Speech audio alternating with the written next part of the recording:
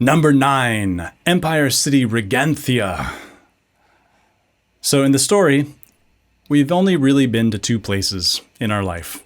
We have lived and grown up in our humble, small little town of the Amberglade, and we've been warped out to Anchorstone Harbor, slightly bigger city, merchant town.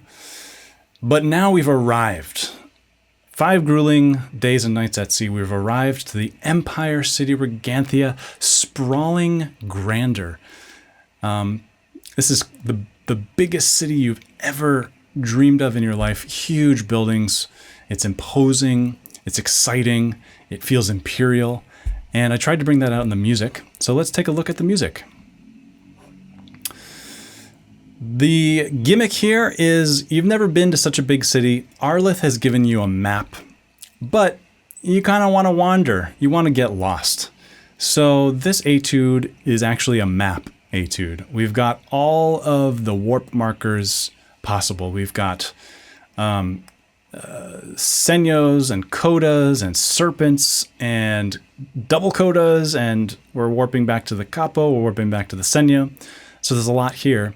The track, again, repeats in sort of 3 waves, with the main kind of theme here that we've got.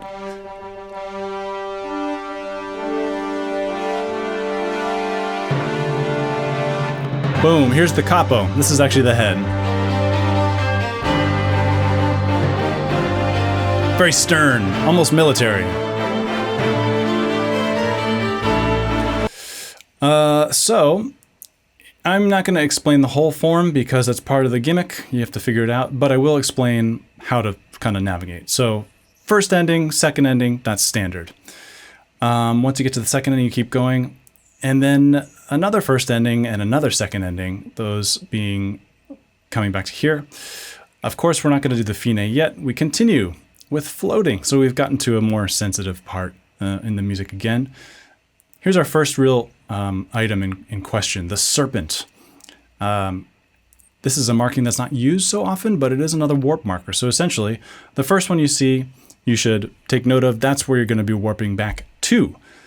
This little marker here is our second marking in question. This just means repeat the second half of the bar as you did the first half. So we just play these 4/8 notes again. But also note that each bar has its own repeat sign.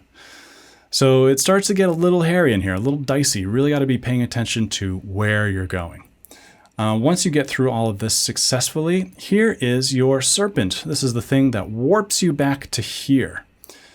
And then once you get to this serpent, it warps you back to here. So we really only go back for this one bar before we venture on further into our city.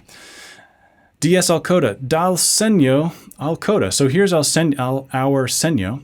Once we get to here, zoop, we go back here. Al coda. So when we see the coda sign, zoop, we go to the coda.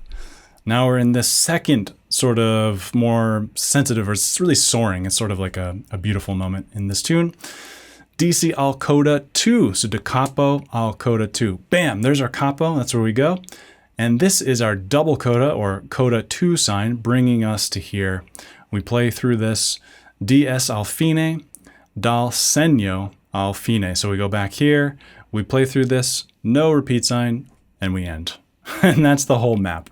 So that one's really fun, especially if you're getting ready for, sight reading. Maybe you've got some wedding gigs coming up. Oftentimes wedding gigs will have music that is hard to read because if you don't know it, if you're sight reading it, there's a lot of these kind of form warp markers. And it takes a lot to be able to handle playing the music as well as looking ahead or looking back to see where you need to go.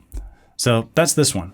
If you have any questions, you can always email nick@nickravel.com and I'll write back to you. Or you can come to a Zoom cafe. You can register for that at nickravel.com/hero levels. See you in the next one.